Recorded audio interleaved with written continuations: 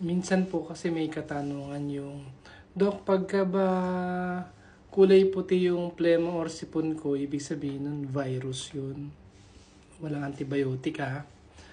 At pagka green na yung sipon at plema ko, ibig sabihin nun bacteria na yun. Kaya kailangan ko na mag-antibiotic. So matagal na po yan. Siguro dekada na yung sinasabi yung ganyan sa kulay ng sipon at plema. Hindi po totoo yun.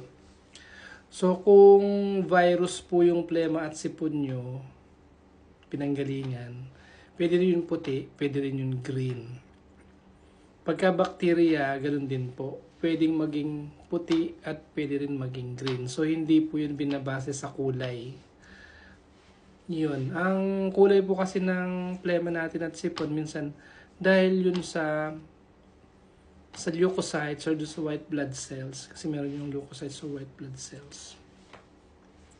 So hindi po totoo yun.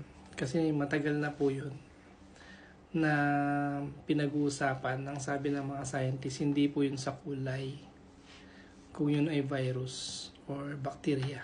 Wala po sa kulay yun. Ha? Sige po. Thank you.